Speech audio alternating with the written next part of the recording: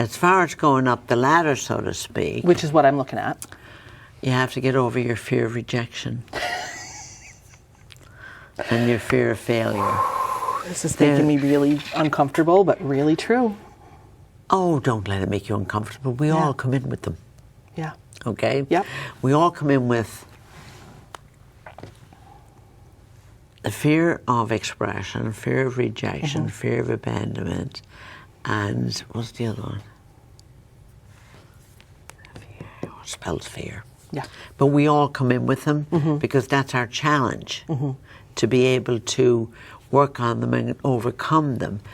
They're irrational fears. But if you overcome the fear of failure, you're almost over that, actually. The rejection is the biggest one. Yeah. That has to do with, if you want to know the core issue. Sure. The core issue is way back, it's about 3 lifetimes ago, where you made a decision, an absolute decision brought forward with you. You made a decision that you weren't good enough. Did you say 3 lifetimes ago? Yeah.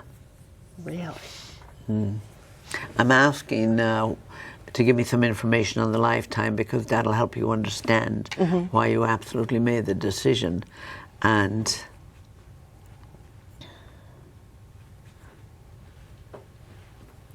well, I'm getting a couple of lifetimes. One was in the Arabian countries. You were in a harem. Really? Yeah. And you definitely felt rejected there because you were a wife that was bought. And then fast forward, there was a lifetime in England where you were a server in the royal court and you made a mistake. You used to do dressmaking.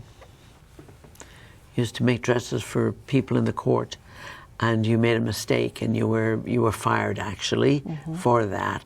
And you made, I think that was a lifetime in England, and you made an absolute decision. You just weren't good enough, because if you were good enough, you wouldn't have been fired.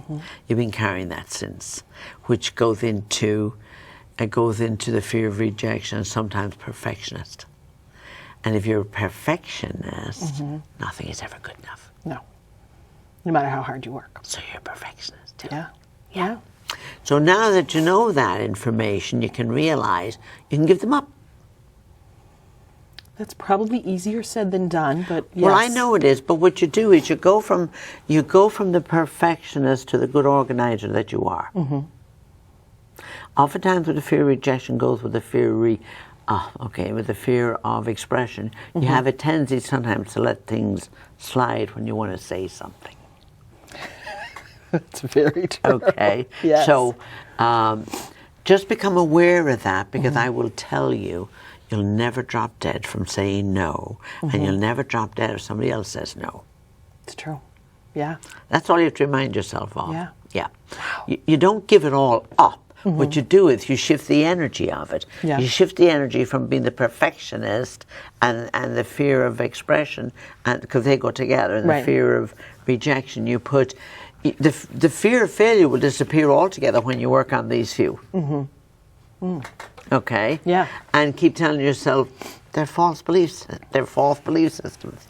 And what happens is when you come in with it that way, you'll find other people that will reject you or criticize or whatever they do.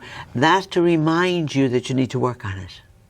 Okay. Except most people personalize things. Right, right. Yes. Yeah. So stop personalizing. Okay. All right. Yeah. Wow.